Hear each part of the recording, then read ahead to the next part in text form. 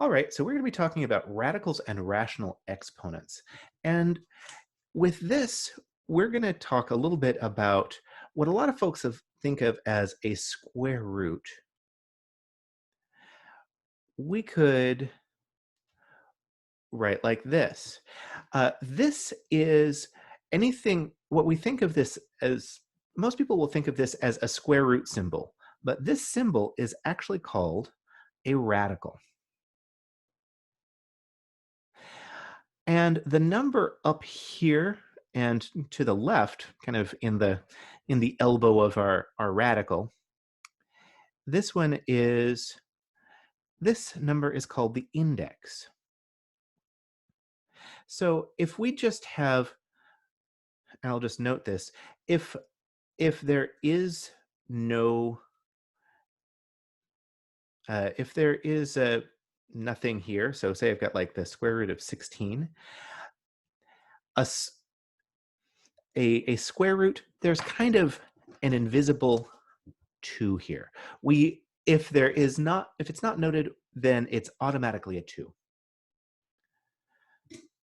So this is a square root. Well, this would be a square root, and I could say, oh, the square root of 16 is going to be 4, because 4 to the second power is 16. But this right here is what we call radical notation. Not very imaginative, since it's a radical. We also could rewrite this as x to the m over n. This has what we call a rational exponent.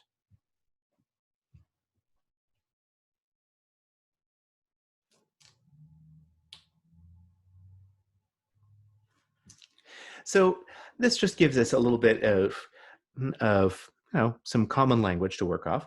Oh, and by the way, this expression underneath the radical, one last piece here, this is called the radicand.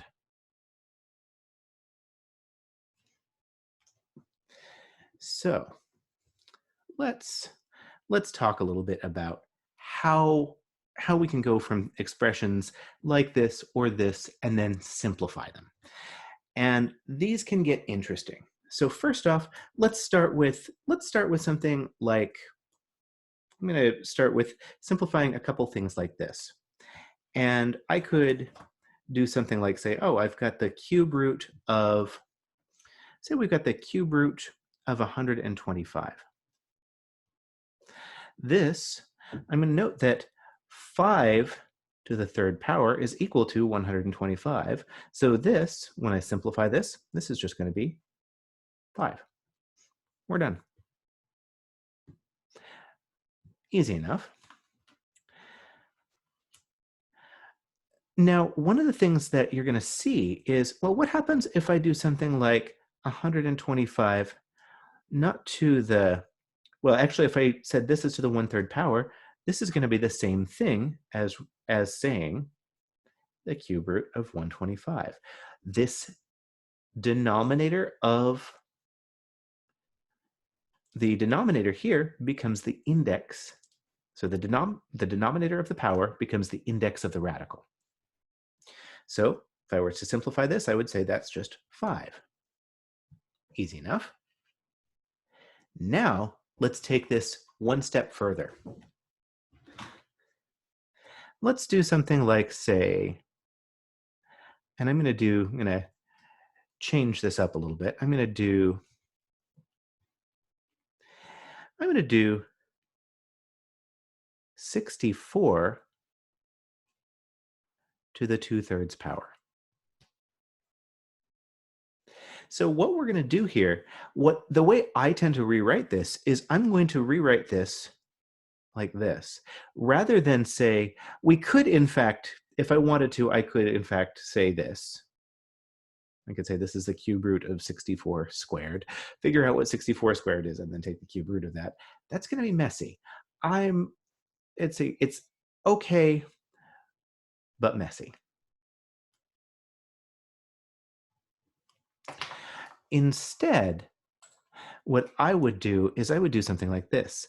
I would say, let's do the cube root of 64 and then square it. When we do that, this breaks us down to a simpler operation and then another relatively simple operation. Now, you might not know this off the top of your head, but 64, the cube root of 64 is going to be 4. And then 4 squared is 16. And we're done. So this is what you're going to see. A lot of times you're going to be you're going to be simplifying an expression like this. Now, with this, I will tell you there's no easy way to actually say it, but memorization is going to really help you out. It's going to help you out to know what your perfect cubes are, at least up to, say, 10. It's going to be very helpful to know what, say, the powers of 2 are, maybe to the 10th power even. And honestly, if you go a bit beyond, that's fine. So let's tell you what, let's go over a couple more of these. Let's see what we want to do. I'm going to throw in a couple things that are going to look a little weird, and it's going to take a moment to figure out what's going on. And one of those is this. I'm going to do 8 to the negative 4/3 power. Now, remember, what I would prefer to do here is I'm going to resolve the signs first.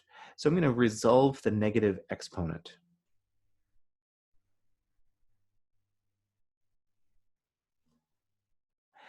And in order to do that, we're going to take the reciprocal.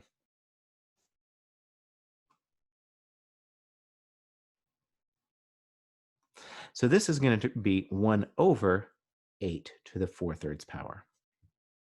And then we can start to evaluate the rest. This would be 1 over the cube root of 8, and then I'll take that result and take it to the 4th power. Well, the cube root of 8 is going to be 2. 2 to the 4th power is going to be 16. So 8 to the negative 4/3 power is going to be 1 over 16.